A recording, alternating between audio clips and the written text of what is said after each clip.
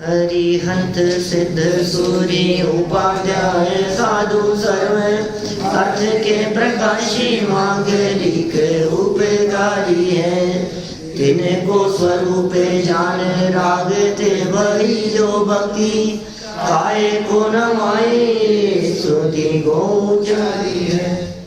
धन्य धन्य दिन ही ते काज सब राज भये कर जोड़े बारे बारे वंदना हमारी है। मंगल कल्याण सुख ऐसो हम चाहत है। हो मेरी ऐसी दशा जैसी तुम धारी है। हो मेरी ऐसी दशा जैसी तुम धारी है। हो मेरी ऐसी दशा जैसी तुम धारी है। क्षत्र चूड़ामणि नामक ये ग्रंथ जीवनधर स्वामी 12 भावनाओं का चिंतन कर रहे थे। अनित्य, अशरण आदि इन 12 भावनाओं का चिंतन करते हुए संवर भावना तक की चर्चा हम पीछे कर चुके हैं। पूरी हो गई थी ना। मानसिक पीड़ा, प्रत्यक्ष दुख, ये सब बातें हमने देख ली थी। यदि इन दुखों से मुक्त होना चाहते हो तो संवर करो। संवर, संवर ये क्या होता है? संवर, संवर माने रोकना। ये तो शब्दार्थ है। आते हुए कर्मों का रोकना। और ये आते हुए कर्मों का रोकना, ये कहना व्यवहार कथन है। सच में कर्मों को रोकने की ताकत तेरे में है नहीं। कैसे रोकेगा कि कर्म दिखते नहीं है, कर्म पकड़ में आते नहीं है। तुम कहो कर्मों को रोक लो, कैसे रोको कर्मों को? अपना काम तो अपने में आना है। जब स्वयं स्वयं में आ जाता है तो आते हुए कर्म अपने आप रुक जाते हैं। क्या करते हैं रोकने के लिए? बस अपना उपयोग, उपयोग माने ज्ञान की पर्याय। अपनी ज्ञान की पर्याय जब अपने ज्ञायक के साथ में जुड़ती है तो अपने आप ही आते हुए कर्म अपनी योग्यता से स्वयमेव रुक जाते हैं। और आते हुए उन कर्मों के अपने आप रुक जाने का नाम ही संवर। तो ये संवर तो हो गया कि नहीं? सम्यक दर्शन होने पर होता है संवर। चौथा गुणस्थान होने पर होता है संवर। जब गुणस्थान चौथा होता है तो 41 कर्म प्रकृतियों का आश्रम रुक जाता है, संवर हो जाता है। मनुष्य गति के जीवों की अपेक्षा से 41 और 6 47 कर्म प्रकृतियों का आश्रम रुक जाता है मनुष्य गति के जीवों के, सम्यक दृष्टि जीवों की अपेक्षा से। क्योंकि उनके मनुष्य आयु, मनुष्य गत्यानुपूर्वी, ये सब प्रकृतियाँ भी तो रुक जाती है ना। और तिर्यंच गति, तिर्यंच गत्यानुपूर्वी, ये क्या नाम है इसका? वज्र वृषभ नाराज सहनन है? नहीं, 6 10 है। हाँ, तो ये आश्रम रुक जाता है इनका। अभी कितने कैसी स्थिति हुई है? संवर की बात है। ऐसा संवर हो गया जीवन में। अब संवर होने पर अब अंदर में जो बैठे हुए हैं उनका क्या होगा? ये तो नए तो नहीं आ रहे, अंदर में पहले के बैठे हुए भी हैं ना। उनकी निवृत्ति का क्या होगा? अपने आप ही खत्म हो जाएंगे। अब अंदर के भी निकालना पड़ेगा, उसके लिए विशेष पुरुषार्थ करना पड़ेगा। और उस पुरुषार्थ को यहाँ निर्जरा अनुप्रेक्षा के माध्यम से बता रहे हैं। देखिए 63 नंबर का ये श्लोक है और पेज नंबर है 539। 539 पेज पढ़ लिया अपने। देखो, रत्नत्रय प्रकर्षेण बद्ध कर्म क्षयोपिते आत्मातः कथमप्यन् निर्दायं किं वावशेषयेत्। हे आत्मन, सम्यक दर्शन, सम्यक ज्ञान, सम्यक चारित्र की वृद्धि से तेरे संचित कर्मों का भी नाश हो ही जाता है। देखो कितना सुंदर कह दिया इन्होंने। इनकी वृद्धि से रत्नत्रय प्रकर्षेण, रत्नत्रय प्रकर्षेण, क्योंकि रत्नत्रय की उत्पत्ति तो संवर है और रत्नत्रय की वृद्धि ये निर्जरा है, और रत्नत्रय की पूर्णता वो मोक्ष है। संवर, निर्जरा, मोक्ष। तो रत्नत्रय की उत्पत्ति वो संवर, कई तरह से कहा है। सुख की उत्पत्ति वो संवर, शुद्धि की उत्पत्ति वो संवर। ये सब निश्चय से व्याख्याएं, अंतरंग से व्याख्या है ये। शुद्धि की उत्पत्ति, सुख की उत्पत्ति, अतीन्द्रिय आनंद की उत्पत्ति, सम्यक दर्शन की उत्पत्ति, ठीक है ना, रत्नत्रय की उत्पत्ति, ये सब संवर, सब एक अर्थवाची हैं। अब इन सब की लगाओ वृद्धि, पूर्णता ने वृद्धि, शुद्धि बढ़ने लगी, सुख बढ़ने लगा, रत्नत्रय की वृद्धि हो गई। बोले ये सब है निर्जरा, जहां इनकी वृद्धि है। और जब इन सब की पूर्णता हो जावे तो समझ लेना मोक्ष हो गया। तभी यहाँ रत्नत्रय की वृद्धि से क्या होता है, तेरे संचित कर्मों का भी नाश हो ही जाता है, स्वयमेव नाश हो जाता है। भाषा ऐसी है, किया नहीं जाता, नाश किया नहीं जाता, अपने आप हो जाता है। सब होती, सहज है, सहज साध्य है। माथे पे वजन नहीं होता है, माथे पे ऐसा नहीं मैं कर्मों को नाश करूं, मैं कर्मों को नाश करूं, ये नहीं। तू अपना काम कर, कर्म अपने आप नाश हो जाएंगे। आप काम होता है इधर और दिखता है उधर, उपयोग जाता है अंदर, तो काम तो इधर हुआ और दिख कहाँ रहा है कि कर्म जा रहे हैं, साहब कर्म जा रहे हैं, कर्मों की निर्जरा हो गई, ये दिखेगा उधर। ऐसा ही होता है भैया, सारे दुनिया के काम में ऐसे ही होता है। माने दुनिया का कोई भी काम उठा करके देख लो, जब आप काम देखेंगे तो असली काम इधर हुआ और उसका प्रदर्शन हुआ इधर। लगाओ आप उदाहरण, देखो अपने लाइफ में, देखो दैनिक जीवन में, देखो स्विच बंद किया अपन ने वहाँ और लाइट बंद होगी यहाँ, काम उधर हुआ है, दिखेगा यहाँ। समझ में आ रही है बात? गियर आपने घुमाया यहाँ, स्टीयरिंग चलाया यहाँ, वो गाड़ी चलती हुई दिखती है वहाँ। सब ऐसे होते हुए दिखाई देते हैं काम। तो असली काम हुआ इधर, प्रदर्शन होगा बाहर में, दिखेगा बाहर में। ये शुद्धि भी अंदर हुई, शुद्धि की वृद्धि भी अंदर हुई, निर्जरा के लिए काम भी अंदर हुआ, और कर्म की निर्जरा होती हुई दिखी वो बाहर में स्वयमेव। ऐसा होने पर ऐसा होता है।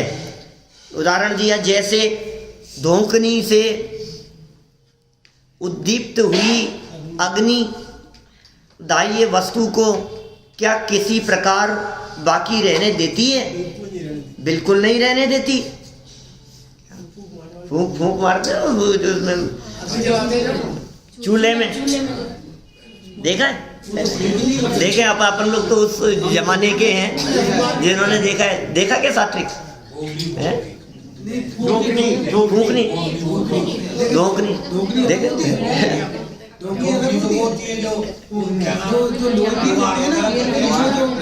अभी तो बचपन में देखे हैं सब। चलो तो ये अग्नि जलाई जाती है उसमें क्या? हाँ, उसके डिटेल में मत जाओ। वो जो है उससे फूंक लगा करके और उसको फैलकाया जाता है, उसको और ज़्यादा अग्नि दी जाती थी उसमें। हाँ, सुनार भी करते हैं इस तरह के। बिल्कुल बिल्कुल बिल्कुल वही चीज़। अभी देखो ये अग्नि, अब जब ये इतनी तेज अग्नि जले तो क्या दाह्य वस्तु को किसी भी प्रकार से बाकी रहने देती है? नहीं रहने देती। वो ऑस्ट्रेलिया में मर रहे हैं, देखो आप कैसी आग लगी है, करोड़ों। अभी आती पहले, अभी तो आया मैं स्टेशन से, जैसे ही घर पहुंचा न्यूज़पेपर पढ़ा था बाहर, तो बस 1 मिनट पेज देखा तो फ्रंट पेज पे ही 100 करोड़ दिमाग के घूम जाता है सोचते ही देखते ही। 100 करोड़ पशु जलकर खाक हो गए। ऐसी आग ऑस्ट्रेलिया में, सिडनी में ऐसी आग लग रही है। अंदाजा लगता है, अंदाजा लगता है। धीरे धीरे बढ़े हैं ना, ऐसे अचानक 100 करोड़ थोड़ी ना कहती हैं। आज ही 100 करोड़ के हो गए हो एकदम, ऐसा थोड़ी ना। पिछले 15 दिन से चल रही है ना ये तो प्रक्रिया मरने की। क्या क्या हालत है ये हमने ऐसे पशु बनकर के ऐसे काल बिताया है। जीवन पूरा कर दिया हमने, कैसे तड़पते होंगे बोलो। आप उस तड़पन की कल्पना करो। आप ये तड़प रहा है, जल रहा है, ये हमारी दशाएं हैं ऐसी। हमने ऐसे दुख भोगे। अभी वहाँ हाथी घोड़े वगैरह थे पंचकल्याणक में, सनावद में पंचकल्याणक था, तो सब देख देख करके ऐसा विकल्प आता था कि ये देखो कैसे बेचारे, ये सैनी पंचेंद्री ये खड़ा है, ये इसके आंख से आंसू बह रहे हैं हाथी की आंखों से, ये कुछ नहीं क्या सोचता है, कैसे इनका क्या जीवन है बोलो। जो भी तो माने कितना कैसी स्थिति है, ये तिर्यंच गति में ये हाल ऐसे बिताए हैं हमने, ऐसा समय अनंत काल बिताया है इस प्रकार से। और अब भी यदि नहीं संभले तो दोबारा वही दशाएं, उसी तिर्यंच दशा में, और वो भी मिल जाए तो भाग्यशालियों की बात है। क्या तरस पर्याय मिलना दुर्लभ है, तरस पर्याय मिलना। कहा वहाँ तो सब कल्याणकों पे प्रवचन करते समय बीच बीच में मैंने कई मनुष्य जन्म की दुर्लभता के संदर्भ, असंख्यात भव देव पर्याय के मिले तो एक भव मिलता है मनुष्य। जैन धर्म की दुर्लभता और बताई थी आपने। हाँ, बहुत बहुत दुर्लभ है। ये कह रहे हैं यहाँ देखो, किसी प्रकार बाकी रहने नहीं देती, बिल्कुल रहने नहीं देती। जैसे वायु आदि के निमित्त से प्रज्वलित तो होती हुई अग्नि सभी जलने योग्य पदार्थों को नियम से जलाती है, जलाए बिना किसी को नहीं छोड़ती, वैसे ही सम्यक दर्शन, सम्यक ज्ञान और सम्यक चारित्र की प्रकर्षता से पूर्व संचित समस्त कर्मों का भी सर्वथा नाश हो ही जाता है। बैठे पूर्व चोर, पूर्वबद्ध बैठे पूर्व चोर क्या है? ज्ञान दीप तप तेल भर, घर सोधे भ्रम चोर, या विद बिन निकसे नहीं, बैठे पूरब चोर। ये निर्जरा भावना 4 लाइनों में लिखी है, 2 पे रुक गए आप लोग। पंच महाव्रत संचरण समिति पंच प्रकार, प्रबल पंच इंद्रिय विजय, धार निर्जरा सार। 4 लाइन में सारी भावनाएं 2-2 लाइन में लिखी बुधरदास जी ने। पता नहीं बुधरदास जी को क्या जची कि निर्जरा में 4 लाइनें लिख दो। क्या जची उनको, अरे क्या गजब पंक्तियां लिखी हैं। उपमाएं देखो आप, ज्ञान दीप, ज्ञान दीपक, दीपक ज्ञान का, तप तेल भर, ज्ञान रूपी दीपक में तप रूपी तेल भरकर। अब वो दीपक जल गया, ज्ञान का दीपक जलाओ कि साहब तेल, बोले तप का तेल। माने देखो 2 बातें कह करके भूधरदास जी ने इस बात को स्पष्ट कर दिया कि कोरा ज्ञान यदि है तो वो शुष्क ज्ञान कहलाएगा, काम नहीं होगा। और ज्ञान के बिना यदि तप अकेला है तो बोले कुछ सिद्धि नहीं होगी। पंडित साहब कहते हैं ज्ञान क्रियाभ्याम मोक्ष है, ज्ञान और क्रिया। तो ज्ञान का तो दीपक और तप का तेल, इन दोनों का जब सुमेल होगा तो निर्जरा होगा। ज्ञान दीप तप तेल भर, क्या करें? अब आजकल का तो जमाना लाइट का है, लाइट जलाओ, कोई है तो नहीं। वो जमाना तो दीपक का जमाना था। ऐसे दीपक को जला करके जब घर में शोधें, भ्रम छोड़ करके, अरे नहीं आलस मत करो, घर खुले पड़े थे, दरवाजे खुले मिले अपने को, एक बार देख लो। अब अंदर जाकर के दरवाजे बंद करने का काम नहीं, पहले देखो ढंग से, ध्यान से, दीपक जला करके कहीं कोई छिप करके चोर तो बैठा हुआ नहीं है। भ्रम छोड़,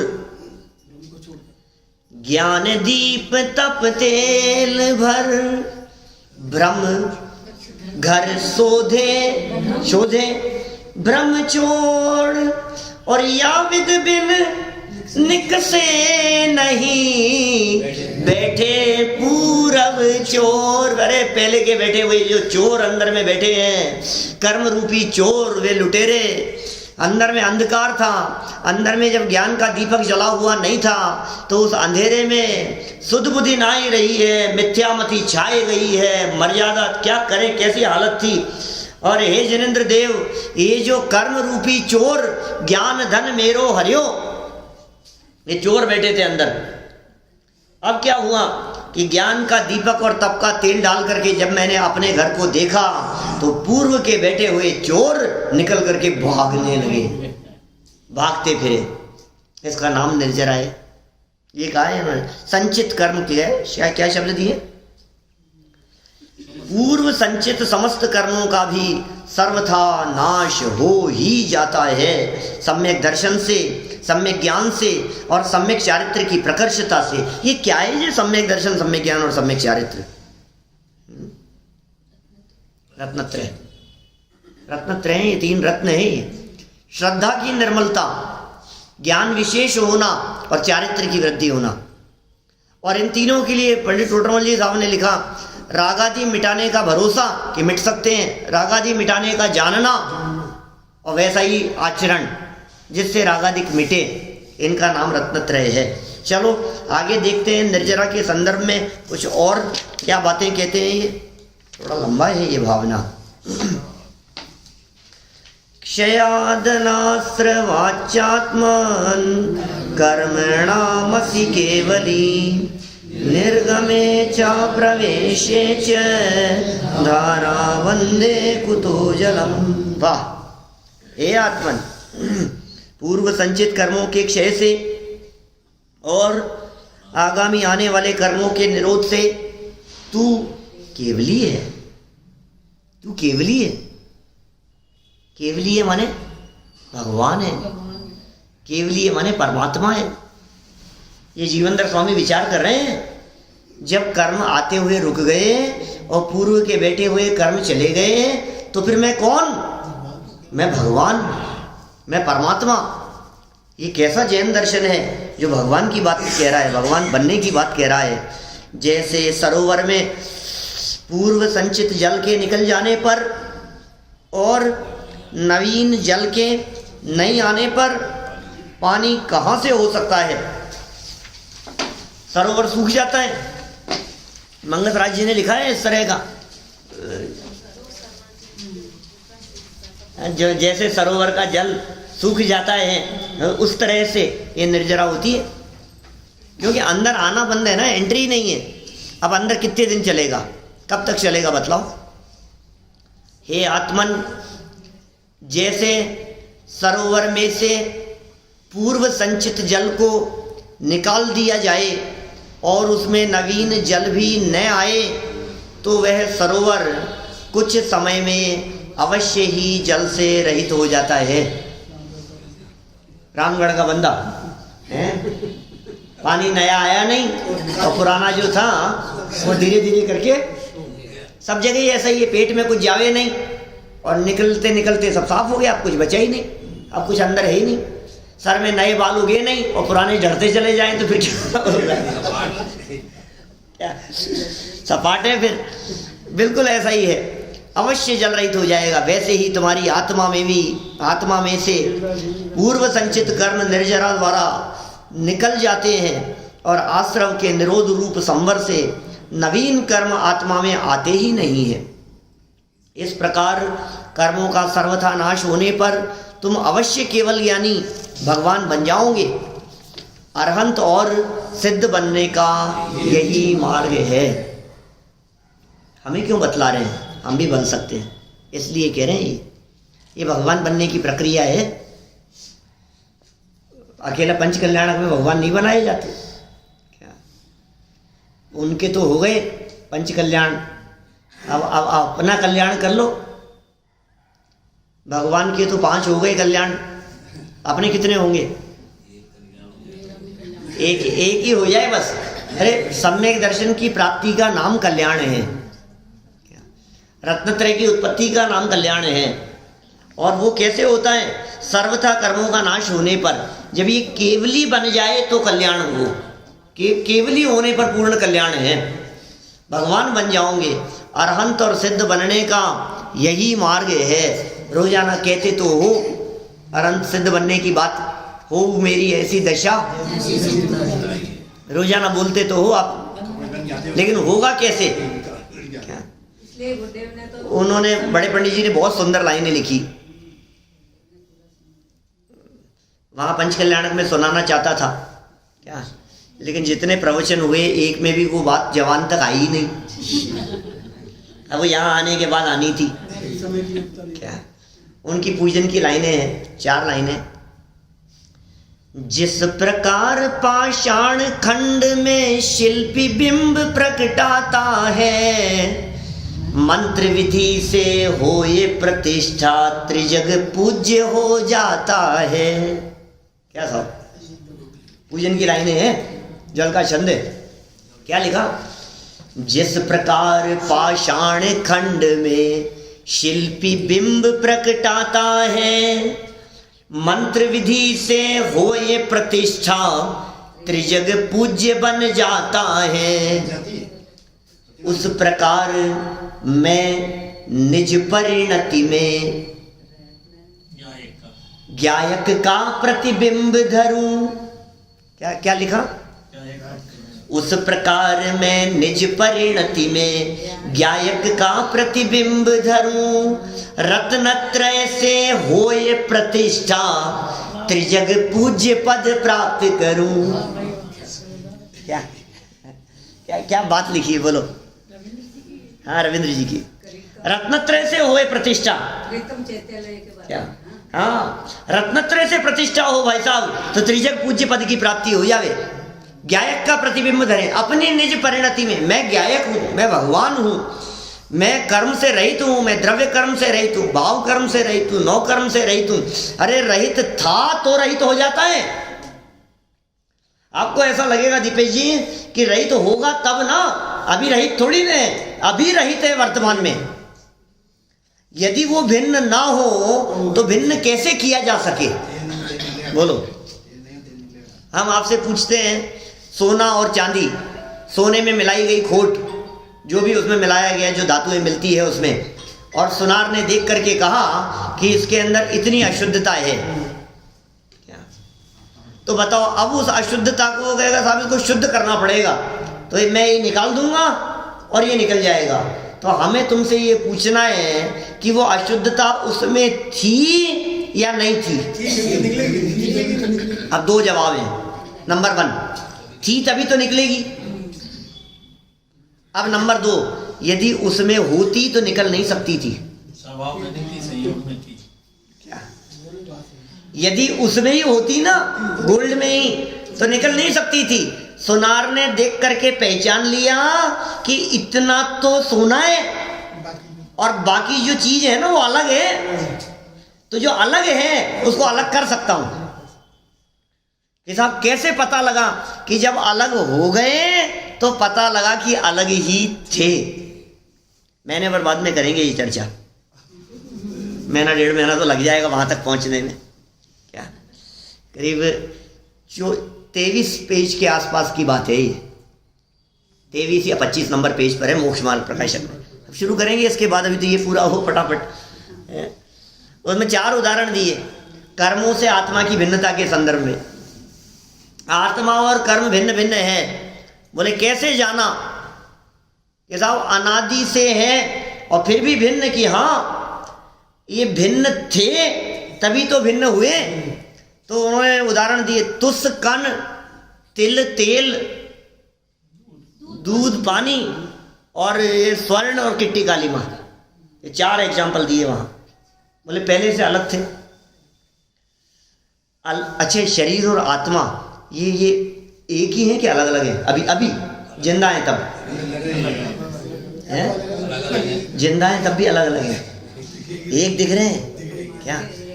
एक दिख रहे हैं, अलग अलग है। शरीर और आत्मा जिस तरह से एक दिखने पर भी अलग अलग हैं, इसी तरह से द्रव्य कर्म और आत्मा ये दोनों एक साथ होने पर भी वर्तमान में अलग अलग हैं। अरे यदि तुम उन दोनों को अलग अलग नहीं पहचान पाओगे तो फिर वो चैनी कहाँ लगाओगे जिससे वो अलग हो जाए। मूर्तिकार मूर्ति में भगवान को पहले देख लेता है, तभी तो चैनी लगाता है। बोलो, उसको अलग दिखाई दे रहा है, उसको पत्थर अलग दिख रहा है और मूर्ति अलग दिख रही है, मूर्ति बनाने वाले को। क्या भैया, बच्चे को बोलते हैं नाक में तोड़ देना उसकी। जिस बच्चे को सिखा रहा है अपने बेटे को, उसको कहता है कि नहीं बेटा यहाँ नहीं, यहाँ ज्यादा नहीं, यहाँ नाक है, यहाँ कान है, गड़बड़ हो जाएगी, प्रतिमा बिगड़ जाएगी। तो देख, तेरे को आंखों में दिखाई देनी चाहिए, अच्छा ये शेप है, ये ऊपर है, इसको निकाल दो, ऐसा दिखना चाहिए। इसी तरह से उस प्रकार में निज परिणति में ज्ञायक का प्रतिबिंब धरूं और रत्नत्रय से होए प्रतिष्ठा। कैसी प्रतिष्ठा? हर व्यक्ति को प्रतिष्ठा चाहिए भाई साहब। आप सोचो थोड़ी सी प्रतिष्ठा नहीं मिले तो वहां कौन बैठता है? अरे यार ऐसी बेइज्जती मेरी, आज के बाद कभी आऊंगा ही नहीं। प्रतिष्ठा चाहिए ना। ये तीन लोग के नाथ प्रतिष्ठा कर रहे हैं, ये भगवान तेरी प्रतिष्ठा कर रहे हैं, ये सर्वज्ञ भगवान तुझे परमात्मा कह करके पुकार रहे हैं। ये वादीप सिंह सूरी आचार्य देव ये तुझे कह रहे हैं कि तू केवली बन सकता है। जीवनदर को कही क्या ये बात?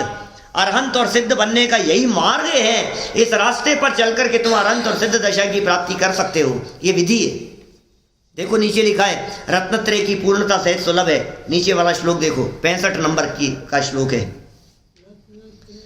रत्नत्रयस्य पूर्तिश्च त्वयात्मन् सुलभैव सा मोह क्षोभ विहीनस्य परिणामो ही निर्मल है। वाह वाह वाह वाह। 7वीं गाथा दे दी प्रवचन सार की। चारित्रम खलु धम्मो गाथा है प्रवचन सार में, वो दे दी है।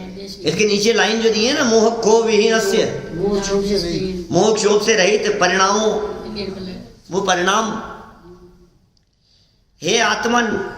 और तब वह रत्नत्रय की पूर्ति तेरे लिए सुलभ ही है।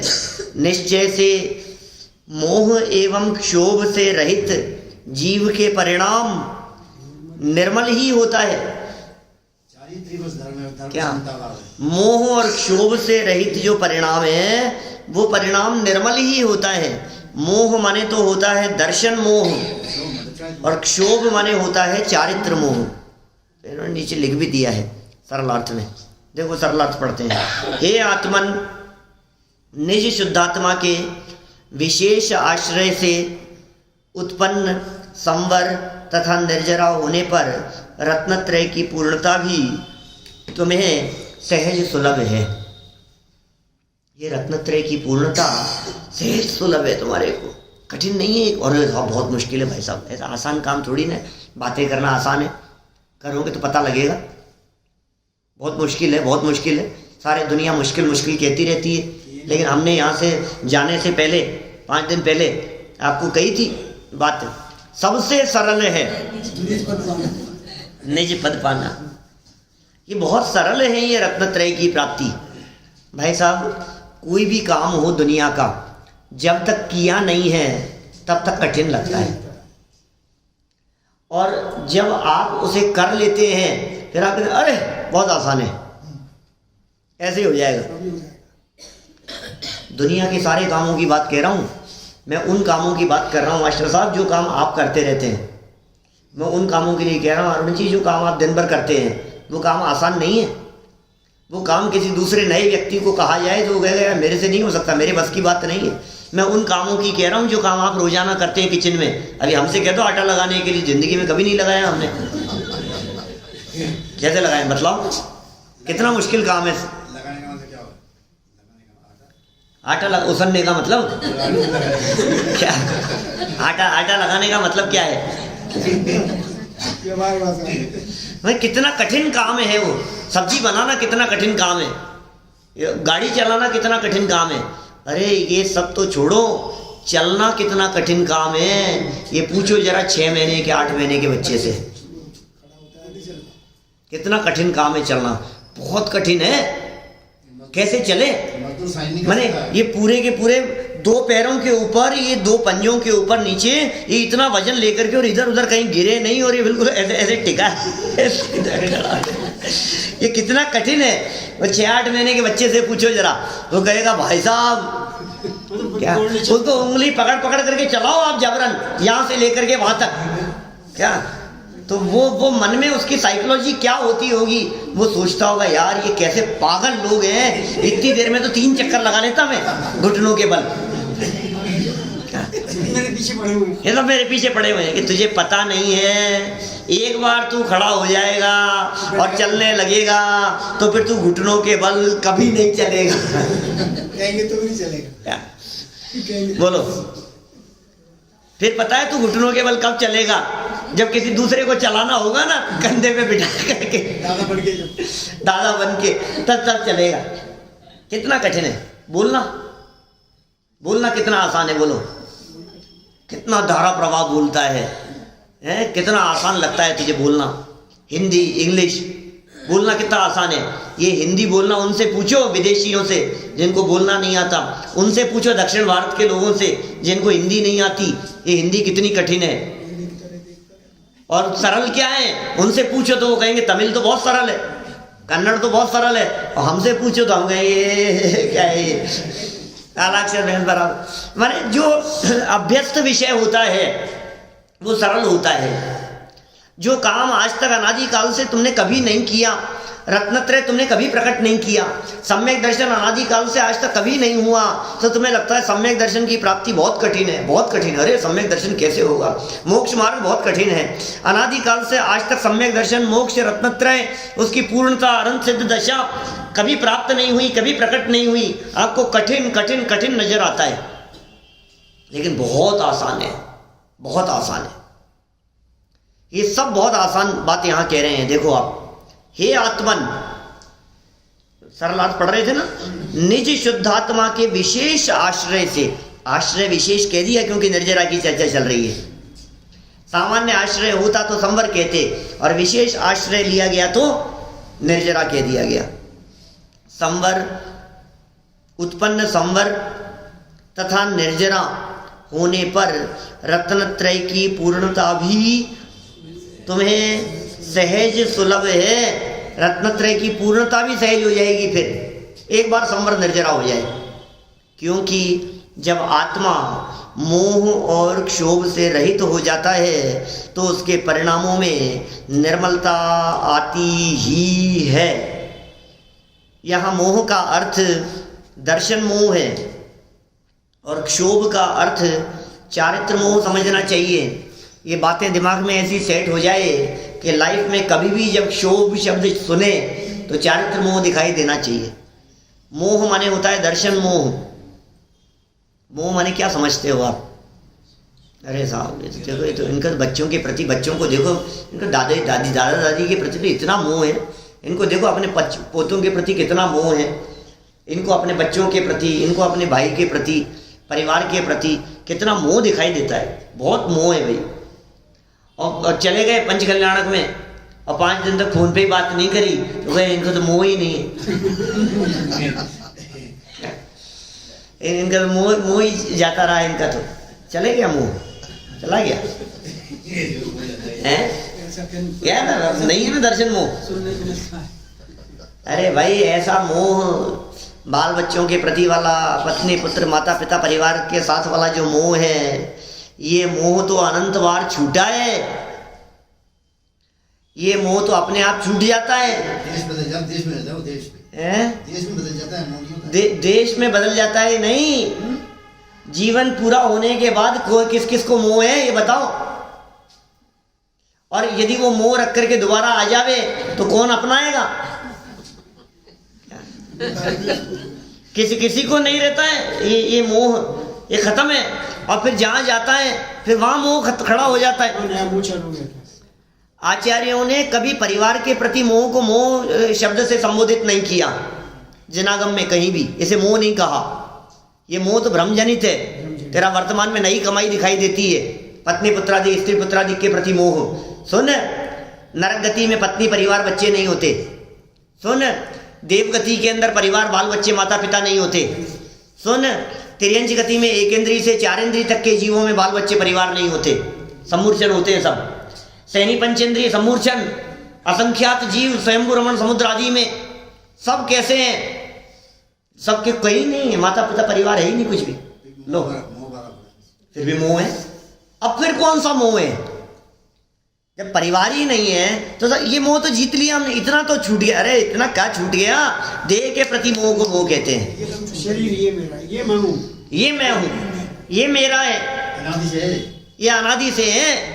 देह के प्रति एकत्व बुद्धि का नाम मोह है। इसलिए मर पच करके भी इस मोह को विजय प्राप्त करने की प्रेरणा 23वें कलश में दी गई। समय सार अमृत चंद्राचार्य देव आत्मख्याति टीका 23 नंबर का कलश, और कितने सुंदर पंक्तियां वहां लिखी है। आई कथम अपि मृत्वा तत्व कौतूहली सन अनुभव भव मूर्ते पार्श्ववर्ती मुहूर्तम प्रथगत विलसंतम स्वम समालोक्य येन त्यजसी जगिति मूर्त्या साकमेकत्व मोहम। गजब का श्लोक है। हमने 10 लक्षण में चलाया था पालड़ी में, 1997 की बात है। 10 लक्षण में ये श्लोक लिया था, वहाँ ये चलाया था 1997। 99 निकल गया, 99 नहीं 19 निकल गया 19 निकल गया, 20 आ गया, 22 साल हो गए। 22 साल से ज़्यादा पुरानी बात होगी। एक बहुत सुंदर चर्चा है। मैंने देख, ये मोह है। आई कथम, मर पच करके भी ऐसी प्रेरणा दी है। मरने की कीमत पर भी, कि जहां मौत दिखाई दे रही हो फिर भी छोड़े नहीं, इसका मतलब वो मोह कितना ज्यादा होगा।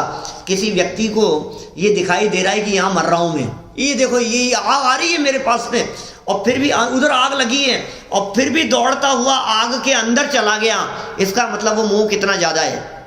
क्यों? क्योंकि 2 साल का बच्चा अंदर रह गया था। अब वो मोह है। मौत की कीमत पर भी काम जब किया जावे तो कहते हैं अब तेरे को लगन लगी है। ऐसी लगन लगी है क्या सम्यक दर्शन प्राप्त करने की? ऐसी लगन लगी है क्या आत्मानुभव की? ऐसी लगन है क्या भेद विज्ञान की? ऐसी लगन है क्या भगवान बनने की?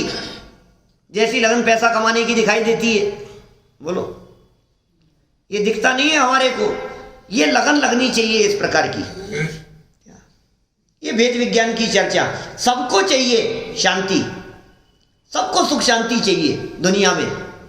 और ये जो जवानी के जोश में दौड़ता हुआ दिखाई देता है ना, एक स्टेज ऐसी आती है जब इसको लगता है कि यार अब थोड़ा सा।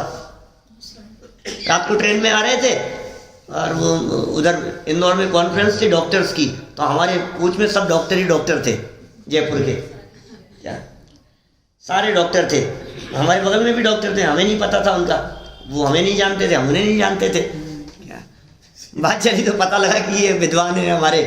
तो वो लेटे हुए उठ करके बैठ गए कि हमें बतलाओ कोई बात, ज्ञान की कुछ बात समझा दो कुछ, बोलो आप।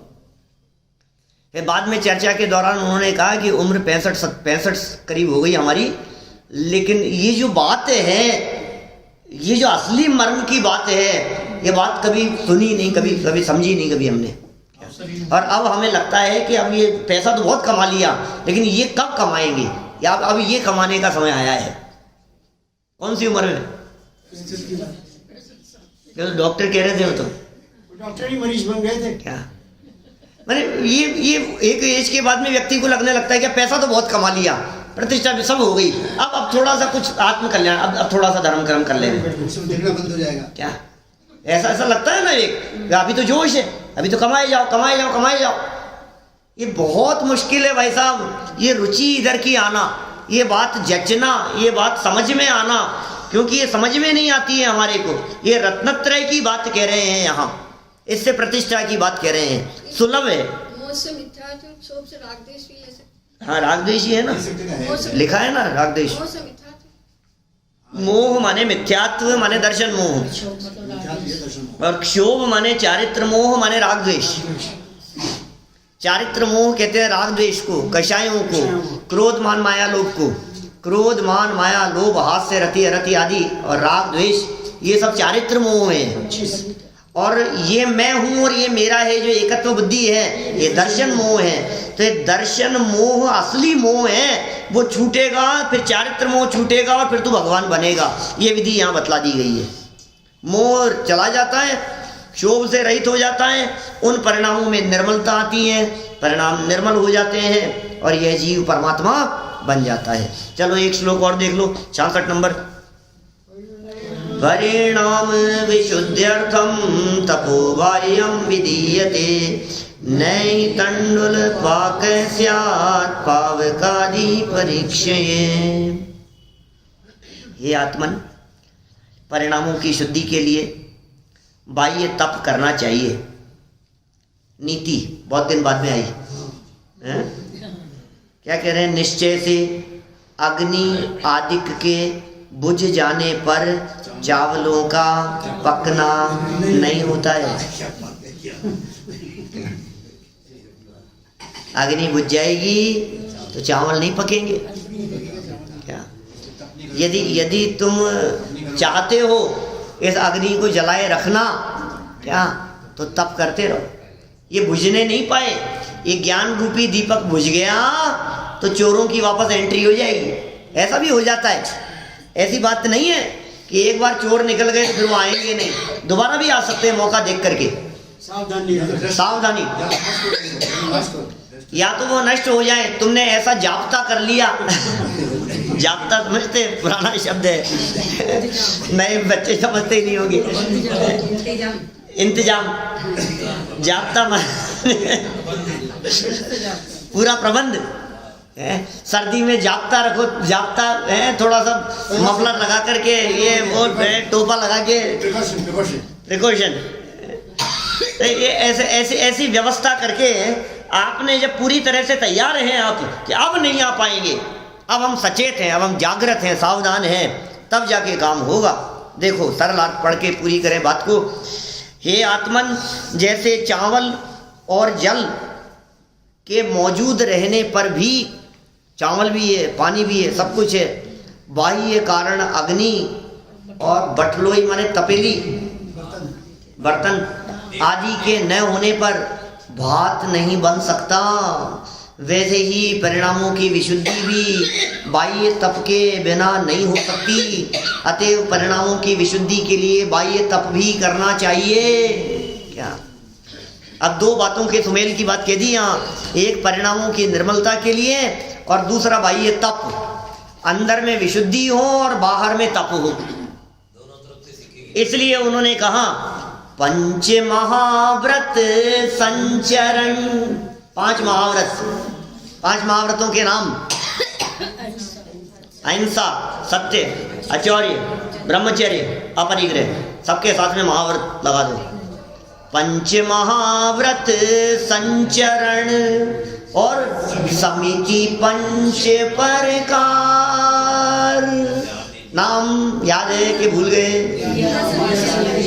ईरिया समिति, भाषा समिति, एषणा समिति, आदान निक्षेपण समिति और प्रतिष्ठापन समिति। स्वरूप ख्याल में आ गया क्या सब? ईरिया, भाषा, एषणा 46 2 32 अंतराय डाल करके आहार, और आदान निक्षेपण, दाना धरना, और प्रतिष्ठापन, मलमूत्र आदि। क्या? और ये सब बाहरी क्रियाएं, और इन क्रियाओं के साथ में अंदर में शुद्ध परिणति, तब जाके काम चलेगा। 3 कषाय चौकड़ी का अभाव। पंच महाव्रत संचरण समिति पंच प्रकार, प्रबल पंचेंद्रिय विजय धार निर्जरा सार। ये सारभूत है, इस निर्जरा को तुम धारण करो। ये जरूरी है। तुम घर में बैठे रहो अब बैठे बैठे कहो नहीं भाव विशुद्ध है, परिणाम निर्मल हो रहे हैं, परिणाम निर्मल हो रहे हैं। तो कैसे निर्मल हो रहे हैं? तेरे छूट तो रहा नहीं तेरे से कुछ। तो दिन रात का विवेक नहीं हो, खान पान का भाव नहीं हो, तेरे को कुछ भी विवेक नहीं है किसी भी प्रकार का। अगर भाव शुद्ध है, भाव शुद्ध है, अरे अकेले भाव शुद्ध से काम नहीं चलेगा। ये क्रिया ये धीरे धीरे करके जीवनधर स्वामी का माइंड मेकअप कर रहे हैं। किसके लिए? मुनि बनने के लिए। ये तैयारी चल रही है, ये मुनि बनने की तैयारी है। ये पूरी प्रैक्टिस है। माने इस प्रक्रिया पूर्वक समझो, भाव बनाओ, भावों की विशुद्धि हो, परिणामों की निर्मलता हो, और परिणामों की और भावों की विशुद्धि और निर्मलता पूर्वक बाहर में उत्तरोत्तर पर वस्तुओं का त्याग हो। अरे ज्ञान में त्याग होता है, पर को पर जान लिया तो फिर त्याग करना कठिन नहीं होता है। पिछले श्लोक में कह दिया था, आसान होता है, कठिन नहीं है। सर्दी सहन करना ये कठिन नहीं है, ये आसान है। क्यों नहीं होता है? क्योंकि देह के प्रति अपनापन है, ये मोह बैठा हुआ है, इसलिए तेरे से हो नहीं पा रहा है। ये कह रहे हैं भाई देख भाई, ये तप के बिना कुछ नहीं हो पाएगा। परिणामों की विशुद्धि भी चाहिए और भाई ये तप भी चाहिए, दोनों चाहिए। और विशुद्धि भी हो, देखो वैसे ही परिणामों की विशुद्धि भी बाह्य तप के बिना नहीं हो सकती, इसलिए बाह्य तप जरूरी है। अतएव परिणामों की विशुद्धि के लिए, परिणामों की विशुद्धि की वृद्धि के लिए बाह्य तप भी करना चाहिए। अब ये बाह्य तप क्या क्या है? अनशन है, गुणोदर है, लेकिन किस लिए करना चाहिए ये ध्यान देना। मैं उपवास कर लेता हूँ ना, वीक में एक दिन, मतलब अष्टमी के दिन, 14 के दिन मैं थोड़ा सा उपवास कर लेता हूँ तो पेट ठीक रहता है, तबीयत ठीक रहती है। ये किस लिए कह रहे हैं? परिणामों की विशुद्धि के लिए। परिणाम ज्यादा खराब हो जाते हैं। उपवास करता है, परिणाम बिगड़ रहे हैं तो नहीं चलेगा काम। परिणामों की विशुद्धि के लिए बाह्य तप, अनशन हो, उनोदर हो, वृत्ति परिसंख्यान हो, रस परित्याग हो, विविक्त शय्यासन हो, काय क्लेश हो, फिर आगे बढ़ते हुए प्रायश्चित्त, विनय, वैयावृत्ति, स्वाध्याय, विसर्ग, ध्यान, ये सब हो। ये सारी जब प्रक्रिया अंदर में चलती हैं तो फिर मुक्ति का मार्ग अत्यंत स्पष्ट क्लियर होता हुआ मुक्ति दिखाई देने लगती है। और ये सारी दशाएं अल्पकाल में जीवनधर कुमार के जीवन में तो प्रकट होने ही वाली हैं, हमारे जीवन में भी जल्दी ही प्रकट हो जावे। इसी भावना से बात को यही विराम देता हूं।